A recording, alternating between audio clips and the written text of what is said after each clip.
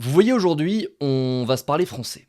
On va se parler, mais d'un français pur et clair. Je vais sortir des termes, je vous le dis, dans cette vidéo, puisque j'ai revisionné la dernière saison de Stranger Things. Oui, j'ai pris le temps, beaucoup de temps pour me poser, apprécier ou non cette saison 5, et j'ai eu cette envie de vous faire cette vidéo-là parce que j'ai eu le sentiment, il y a 4 mois, de vous laisser un petit peu frustré. Parce que, je peux vous le dire, cette saison 5, elle a frustré pas mal de monde. Elle a divisé les fans de Stranger Things et je suis parti un petit peu en étant, très triste, très frustré de la fin de Stranger Things. Alors que, je vous l'ai déjà dit, pour moi, c'est la série que j'ai toujours préférée, elle a bercé mon enfance et j'ai été très... C'est pas forcément de la colère, mais déçu, je pense, de voir qu'il s'était pris les pieds dans le tapis pour une saison 5 qui pourtant s'annonçait quasi parfaite. J'ai donc pris le temps, loin de tout ça, loin de la hype, loin du format de Netflix qu'ils avaient imposé avec les sorties en volume, parce que la manière dont vous regardez une série influence un petit peu votre avis.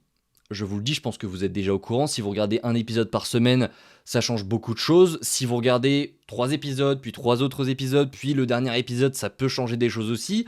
C'est pour ça que je me suis dit, je vais attendre. Je vais attendre que tout cela retombe, et j'ai re-regardé la saison 4 et la saison 5. Non pas que les 3 premières saisons étaient nulles, hein, au contraire, je les apprécie beaucoup, mais je pense qu'honnêtement, je les ai déjà regardées beaucoup trop de fois pour ce revisionnage-là. Parce que ce qui m'importait, c'était vraiment d'avoir un outil de comparaison, la saison 4 en l'occurrence, et de revoir cet ovni. Cet ovni dans le monde de Stranger Things, à savoir la saison 5. Bon, la saison 4, je l'ai déjà dit, et je vais le redire ici, c'est pour moi l'une des meilleures saisons de séries télé qu'on ait jamais fait. Je vous le dis, on va parler français ici. C'est pour moi l'une des meilleures saisons de séries télé.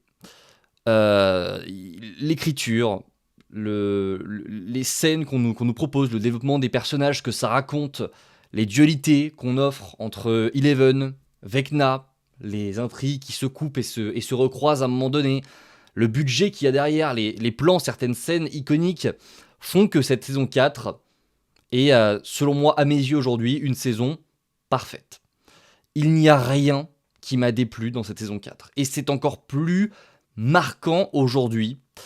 Et je pense que la saison 5 a en partie souffert d'être placée derrière cette saison 4. J'ai réfléchi un petit peu et je pense qu'honnêtement, si la saison 5 était sortie après la saison 2, ça aurait été moins choquant.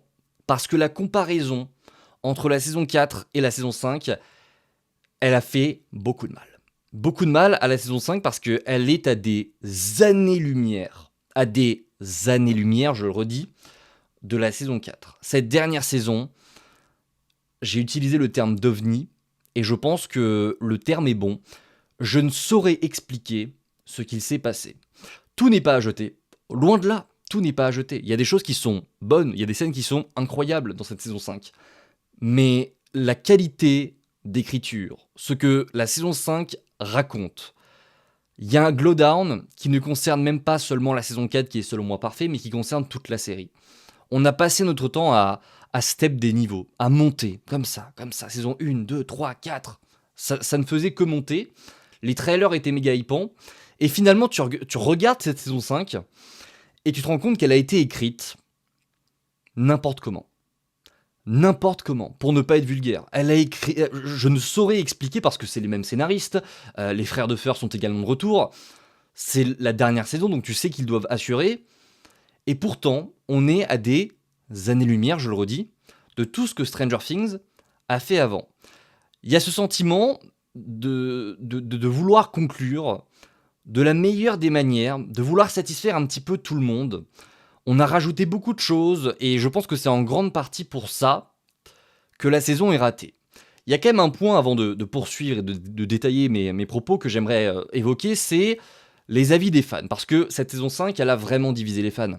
J'en suis navré parce que j'aime avoir une communauté qui est unie. On a eu la version des fans qui était très déçus, comme moi, et on ne l'a pas caché, on a exprimé un petit peu. Alors il y en a qui ont été beaucoup trop loin, mais c'est un fait. Il y a des fans qui ont été très déçus, et il y en a d'autres qui, voilà, ont défendu comme ils pouvaient, j'ai envie de dire, cette saison 5.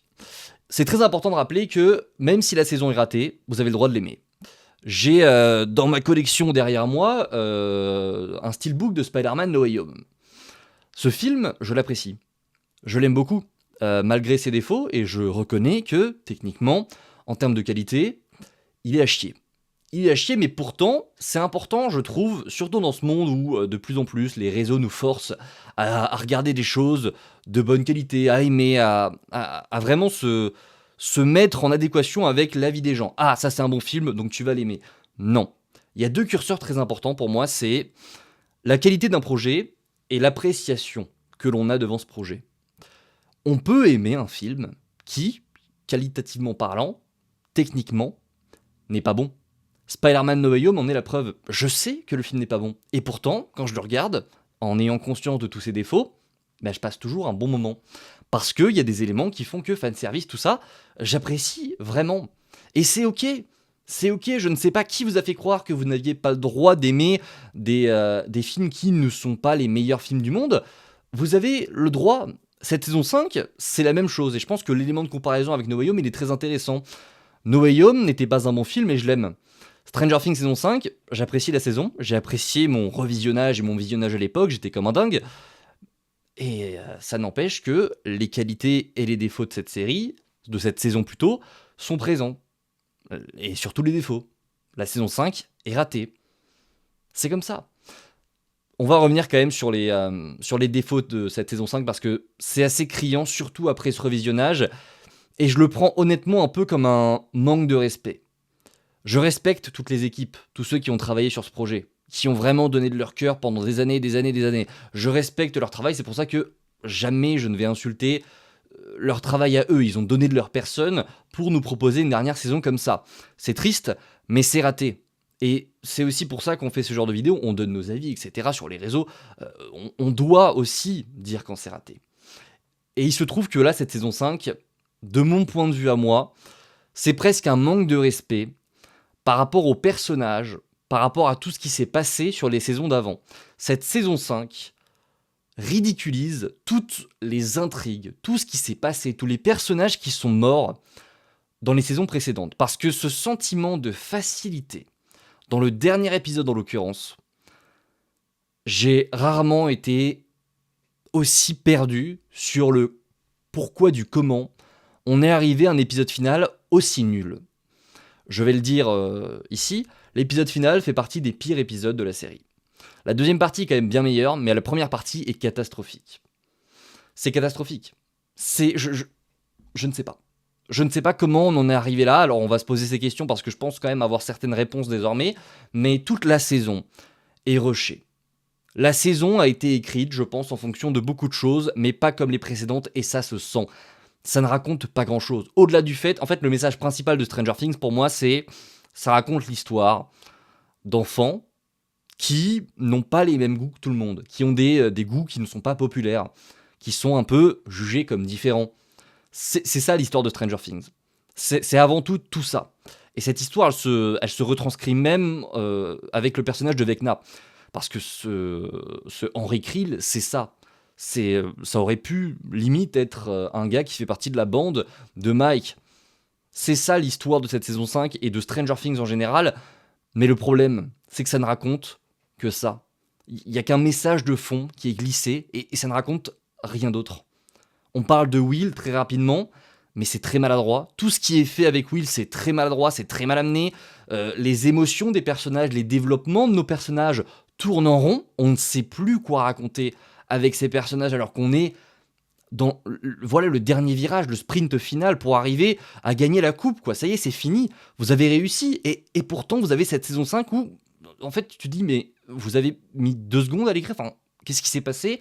On a l'impression que tout a été écrit en 1 semaine, comme s'ils n'avaient pas eu le temps, et pourtant, vous savez à quel point ils ont pris le temps, vous savez à quel point on a été patient, on a attendu depuis cette saison 4. C'est, je crois, le gap le plus grand en termes d'attente de saison entre 2 saisons, la saison 4 et saison 5, je crois qu'on a vraiment attendu très longtemps, et c'est très bizarre, parce que t'as cette saison 5 qui ne raconte pas grand-chose, qui a des développements de personnages qui n'ont pas vraiment de sens, et tu perds aussi beaucoup de la subtilité de Stranger Things. La qualité de l'écriture de Stranger Things, elle était présente sur les 4 premières saisons. Il y avait des développements subtils, on ne criait pas les émotions de mon personnage sur tous les toits, parce que là, oui, on te crie tout. On a l'impression que, en fait, c'est devenu une série Disney Channel. C'est assez criant, hein. On a l'impression que tout est facile, que chaque émotion est expliquée par les personnages comme si on avait 8 ans. Il y en a qui vont me dire, mais oui, ils ont le droit de faire ça, enfin, ok, c'est un défaut. C'est un défaut parce que les saisons précédentes ne le faisaient pas. On ne faisait pas tout ça. On avait encore cette qualité d'écriture, cette maturité d'écriture. Et là, t'as l'impression qu'en fait, tout est très scolaire, très... On avance, on doit arriver à ces explications-là. Et je pense que les explications de la série ont joué un grand rôle dans tous les défauts qu'il y a là, cette saison 5. Je pense honnêtement, et on l'a vu, le making-of a été un petit peu traître pour eux. Je pense que cette saison 5 a été écrite de la mauvaise manière. J'ai pris l'exemple de No Way Home, vous allez voir qu'il y a un point commun avec tout ça qui est quand même assez extraordinaire. Vous vous souvenez de tous ces points d'interrogation qu'on avait sur Stranger Things? Ces points d'interrogation faisaient qu'on était en confiance parce que les créateurs de la série nous disaient il y a plein d'éléments que vous découvrirez dans cette saison 5 qui n'ont pas encore été expliqués, mais qui seront expliqués et on a les réponses depuis 10 ans. Donc nous on se disait ok, le plan est là, l'upside down, etc. Tout est clair dans leur tête, ça ne peut que être bien. Et résultat, les révélations sur l'Upside Down, sur le fait que tout cela n'est qu'un trou noir, où le temps est figé, etc., les révélations sur Henry, sur le fait que lui-même a été abusé par le flagellaire mental, tout ça, toutes ces révélations-là, elles sont satisfaisantes en soi. Mais il ne se passe rien sur ces révélations-là. Parce que tout ce qui entoure ces révélations, donc la saison en général, tout ça est raté. C'est pour ça que je pense que en essayant de trouver comment et pourquoi on en était arrivé là, quoi, je pense que ils ont fait un espèce de tableau. Je vais un petit peu imager tout ce que je vous dis. Ils ont fait un espèce de tableau avec des grands points. Des grands points pour mettre en lumière ce qu'ils savent. Donc, qu'est-ce que l'Upside Down? On sait. On l'a depuis 10 ans. Pourquoi Vecna? Pourquoi Will a été enlevé? Toutes ces questions-là, elles ont été écrites, je pense, sur un énorme tableau. Et ce qu'ils ont fait, c'est qu'ils se sont dit, ok, on doit répondre à ces questions, on a ces grands points, comment on les relie entre eux pour que tout soit cohérent, pardon.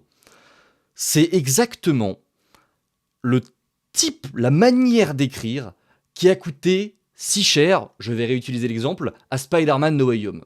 No Way Home, il y a Marvel et Sony qui ont débarqué dans le bureau. On le sait, ça a été dit. Ils sont arrivés, ils ont dit, nous, on veut Tobey Maguire, Andrew Garfield, on veut également les Sinister Six, on veut que Spider-Man fasse le même entre eux, on veut une scène où Andrew parle de Venom, une scène où Tobey dit qu'il est amazing, on veut tout ça. On donne ça à John Watts et on lui dit, mec, tu te débrouilles, tu as ça à faire, et tu dois relier les points pour faire en sorte que tout cela soit logique et cohérent. Sauf que en faisant ça, ça demande un travail tellement énorme que tu en oublies d'écrire ta série. Parce que les saisons 4, 3, 2 et 1, je suis convaincu qu'ils les ont écrits dans le sens inverse. On écrit cette saison, on fait plein de choses, on développe nos personnages, on écrit notre antagoniste, n'est-ce pas? On développe un vrai bon méchant, Vecna, et on va y venir. Et après, on rajoute du lore, des easter eggs, tout ça, pour arriver à cette saison finale, pour arriver à un résultat qui est satisfaisant. Voilà le plus gros problème pour moi de cette saison 5, c'est qu'elle a été écrite en fonction des attentes des fans, des questions que les fans se posaient. Je suis persuadé que c'est ça, parce que ça se sent dans la série. Tu sens que tout est prétexte à arriver à ces révélations-là. Tout est prétexte. Et quand ça arrive, en fait, il y a tellement rien autour, ils ont tellement oublié de développer les persos, de lancer des trames intéressantes, qui ne soient pas redondantes avec tout ce qu'on a déjà eu avant, qui aient un sens par rapport à la fin de la saison 4. Parce que la saison 4 nous promettait une bataille épique dès le début, et au final, t'as l'impression que la bataille n'est pas si épique que ça, et qu'il s'est passé des mois et des mois pour, au final, revenir en arrière dans le développement des personnages, à revenir à ce triangle amoureux entre Jonathan, Steve et Nancy. Bon, ok, donc ces révélations-là, elles arrivent, sauf qu'elles sont moins satisfaisantes qu'avant, parce qu'il n'y a aucune tension, il n'y a rien qui entoure ces personnages-là. Il se passe plus rien, on a l'impression que tout ce développement, il a été fait en se disant, ok, les gens connaissent ces personnages-là, ils les aiment tellement que tout ça va passer et que ces révélations marcheront. Sauf que non, ça marche toujours pas. Ça marche pas, tu peux pas te permettre de croire que les gens sont assez attachés, ou connaissent assez ces personnages pour ne plus les développer. Parce que t'as l'impression que c'est ça, foncièrement, les personnages n'ont plus rien à raconter. C'est tellement dommage, c'est tellement dommage. Parce que dans la saison 4, t'as des révélations de malades, t'as des points d'interrogation de ouf sur toute la saison qui sont mais tellement bien amenés. Il y a tellement de personnages autour. La scène avec Max, elle fonctionne cette scène parce qu'il y a de la tension, parce que tu comprends le personnage de Max, parce que jusqu'à présent, personne n'avait compris ce qui se passait avec Vecna et comment l'arrêter. Tu connaissais vraiment les enjeux et tu savais à quel point les personnages étaient perdus là-dedans. Ici, sur les révélations de cette saison 5, il n'y a rien. C'est le néant complet. Voilà en quoi, pour moi, la saison 5 a un problème. C'est qu'elle a été écrite d'une manière assez catastrophique. Et vous l'avez vu comme moi, hein, le making-of confirme un petit peu tout ça. Quand on voit que l'épisode final, il était toujours pas écrit alors que la série était en train de se tourner, que les épisodes étaient en train d'avancer, ils faisaient des réunions en plein tournage pour faire un point, il y a des choses qui changeaient, et au final on doit ramener ça ici, en fait on a changé depuis la dernière fois, donc les décors doivent rechanger. Tu te dis mais pourquoi déjà de un, pourquoi vous l'avez montré dans le making of? Parce que c'est vraiment se tirer une balle dans le pied, je veux bien que vous soyez authentique et tout, mais évitez de nous montrer ça. Enfin c'est vraiment nous confirmer que l'épisode final, vous ne saviez pas comment terminer la série. Vous aviez encore une fois des idées, il l'avait dit, on sait déjà quel sera le plan final de la série. Ouais, mais pour arriver à ce plan final, vous avez réfléchi à comment on y arrive? Parce que le résultat de l'épisode final, c'est nul. C'est nul, j'ai rarement vu un climax aussi pété. Il y en a qui me disent, oui, mais c'est parce que ça raconte, Stranger Things, c'est pas de l'action. D'accord, on est tout à fait d'accord là-dessus. Sauf que tout ce que ça raconte Stranger Things, ce grand combat qu'on a depuis toutes ces saisons-là, tu ne peux pas te permettre d'avoir un combat final dans l'épisode final de ta série qui soit moins bon que tous les combats finaux précédents. Parce que c'est le cas, le combat final de l'épisode 5, de la saison 5, c'est d'un ridicule, mais les gars, je vous jure, c'est catastrophique. Catastrophique, c'est peut-être même l'un des pires climax que j'ai rarement vu. La saison 4, c'était extraordinaire, t'avais toujours ce moment de tension où les personnages étaient perdus, où ils savaient plus quoi faire, où il y avait des rebondissements en fait là-dedans. Là, non. C'est d'une facilité déconcertante. Déconcertante à un point que ça dessert les personnages. Ça dessert tout ce qui a été fait avant. Tu regardes ce climax et tu te dis... Mais c'est pour ça que vous vous battez depuis des années, c'est pour ça que Eddie est mort, c'est pour ça que Chrissy, que tous les persos, que Bob, c'est pour ça qu'ils se sont battus, qu'ils sont morts volontairement, involontairement pour la cause. C'est pour ça, les gars. C'est pour un climax aussi pété. Vraiment. C'est ça, c'était aussi simple que ça. Ils arrivent dans le monde à l'envers, ils font une marche digestive de 10 minutes.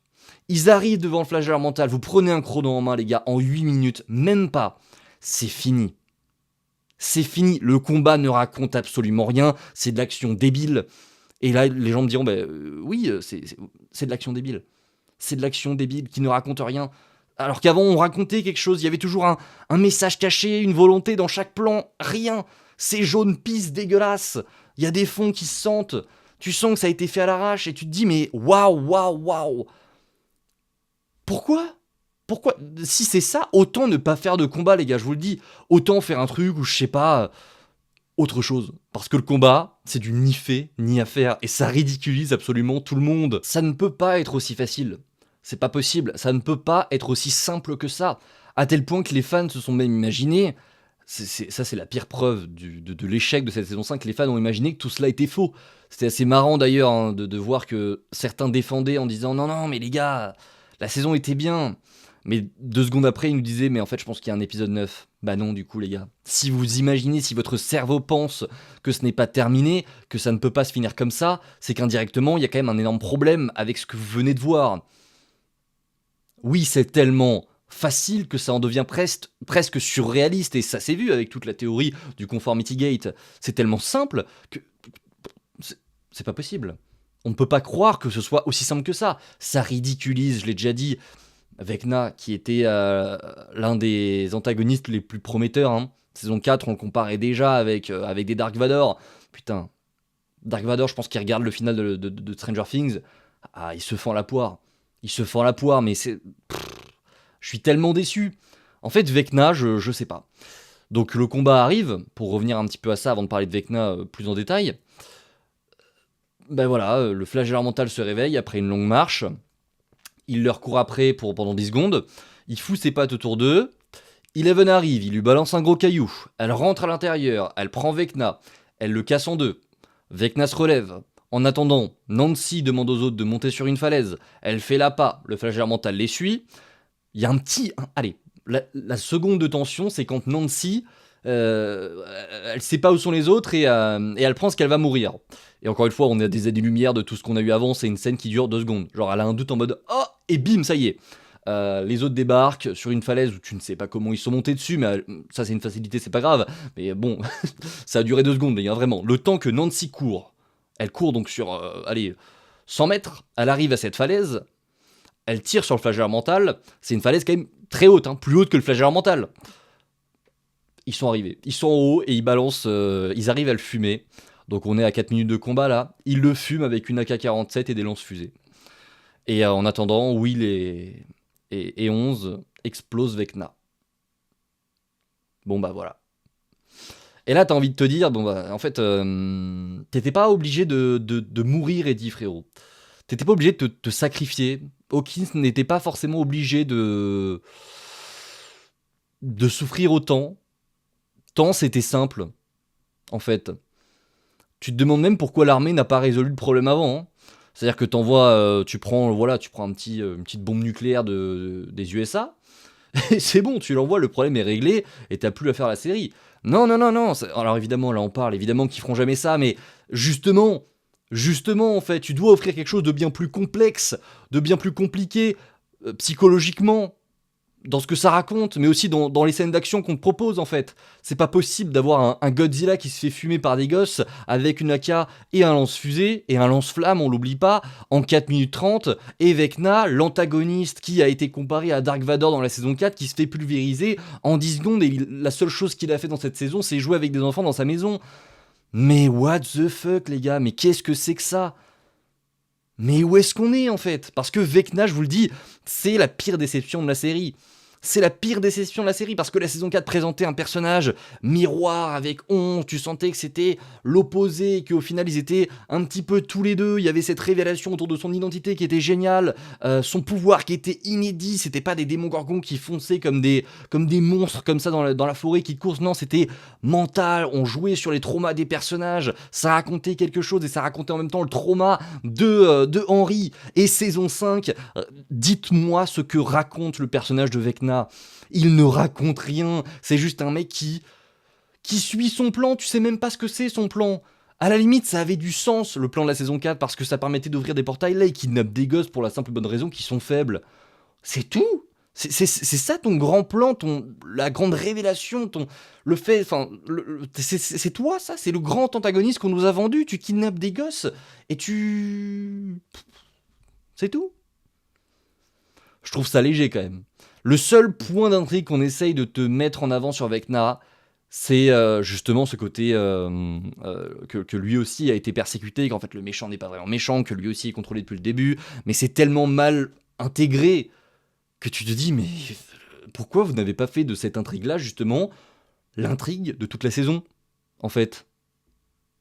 Pourquoi on en entend parler dans l'avant-dernier épisode ? Enfin, on commence à s'en douter dans l'épisode 7, parce que oui, si t'as pas vu la scène, enfin la pièce de théâtre et tout le tralala, tu sais pas du tout que ça va parler de ça. Tu sais pas du tout que ça va parler de ça. Mais quand ils décident d'en parler, de nous proposer quelque chose avec Vecna, ça dure 10 secondes, c'est dans le dernier épisode, et t'as Will qui est là, ah, mais en fait, t'es contrôlé. Et c'est tout. Y a rien qui en découle de ça, parce que 2 secondes après, il fait, non, mais il me contrôle, mais je suis ok avec ça. Bah ok, mais alors, tu racontes quoi ? Qu'est-ce que raconte Vecna ? Et ça se sent tellement dans le développement de cette saison qu'ils savaient pas quoi faire en fait. Parce que la raison pour laquelle Vecna n'est pas présent dans les 4 premiers épisodes, ils sont là à faire genre oui, où est Vecna ? C'est le mystère, est-ce qu'il est mort, tout ça ? On le voit pas pendant 4 épisodes, donc pendant la moitié de la saison, il est absent le frérot. Et bah, vous posez pas la question, hein. S'il était pas là, c'est qu'ils savaient pas quoi foutre avec. On passe 4 épisodes à brasser du vent, à enchaîner événement sur événement, des personnages qui devraient mourir, comme les parents de Mike et Nancy. Au final, ils meurent pas, donc tu te dis, bon, bah, c'est mort, enfin, tout le monde est protégé par le scénario. Aucune tension, parce que personne n'est vraiment en danger dans cette saison. À tel point que la scène où Steve tombe de la fameuse antenne, dans le dernier épisode, tu te dis, oui, bon, allez, relève-toi, arrêtez vos conneries, on sait très bien que personne va y passer. T'as 11 qui y passe, et même ça, il l'assume pas vraiment. Voilà, tous les problèmes de cette saison. Tout ça a été... c'est terrible, hein, terrible. Beaucoup qui... Alors, il y en a sûrement qui vont arrêter la vidéo parce qu'ils sont frustrés de mon avis. Les gars, je suis désolé, je vous dis simplement ce que je pense. Mais n'oubliez pas que je suis un amoureux de cette série. Et c'est entre autres pour ça que je prends le temps de faire cette vidéo qui va durer longtemps, mais qui est nécessaire. Sinon, je ferais pas ça. Hein. Croyez-moi, une série que j'aime pas, je prends pas le temps d'en parler, d'essayer de comprendre comme ça. J'en ai rien à faire. C'est justement parce que je suis amoureux de ces 4 premières saisons que je prends le temps d'essayer de comprendre pourquoi cette saison 5 ne fonctionne pas. Parce que tous les signaux étaient verts, tous les feux étaient verts. On était là, ouais, c'est bon, ils vont pas nous faire une Game of Thrones, ça va être parfait. On va avoir une série Netflix qui se termine bien. On va avoir un projet qui n'a cessé de grimper. Même les trailers étaient phénoménales. Et non. Et non. Parce qu'ils ont oublié l'essentiel, l'essence même de Stranger Things. On regarde un blockbuster sans saveur, qui a été mal écrit, qui a été écrit avec des gros points de fanservice, de questions qu'on se pose depuis 10 ans, mais le principal, ils l'ont oublié. Et c'est ce qui a coûté très cher. Voilà ce que j'avais à vous dire dans cette vidéo. Je pense qu'on reparlera pas de Stranger Things avant longtemps. Alors là, on a dans 11 jours, au moment où la vidéo sort, la nouvelle série d'animation que j'irai voir. J'en parlerai sûrement sur mes réseaux, sur TikTok. Donc n'hésitez pas à y aller. Mais je pense avoir fait le tour. Alors on reparlera hein, bien sûr un jour là.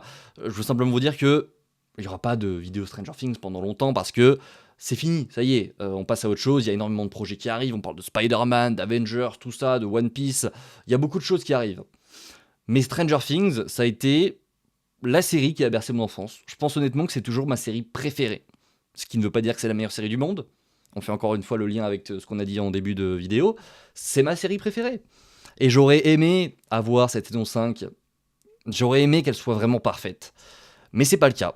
Et on fera avec. Mais cette vidéo, elle était importante pour moi, pour essayer de vous expliquer mon point de vue des mois après, parce que je pense que c'est bien de la faire maintenant, même s'il n'y a pas de hype, même si elle fonctionne pas, on est quand même dans une vidéo qui revient plus au calme. Sans toute cette hype, sans tous ces gens qui se sentent un peu frustrés, la frustration elle est partie, ça y est, on est passé à autre chose maintenant. On est passé à autre chose. Donc on peut revenir en étant plus objectif et en comprenant bien mieux ce qui n'a pas fonctionné. Ça marche comme ça pour tout, hein, de toute façon, donc je suis très content d'avoir fait cette vidéo. Si vous l'avez aimé, n'hésitez pas, en commentaire, à me faire part de votre avis à vous, de votre ressenti, parce que vous pouvez avoir apprécié, et je le redis, j'ai passé quand même un bon moment, mais pas un assez bon moment pour que ce soit satisfaisant par rapport à tout ce qu'on a eu avant. Voilà, je vais vous laisser sur ça, les amis. Prenez soin de vous.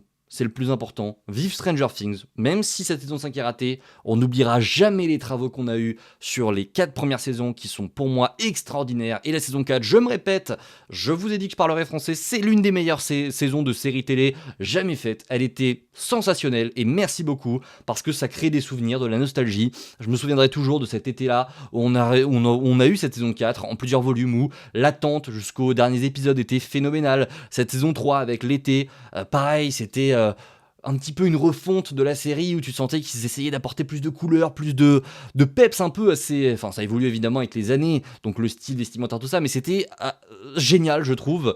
Mais ouais, c'était génial et merci d'avoir suivi ça sur la chaîne. C'est l'un des plus beaux arcs, si ce n'est le plus beau qu'on ait fait ici sur YouTube.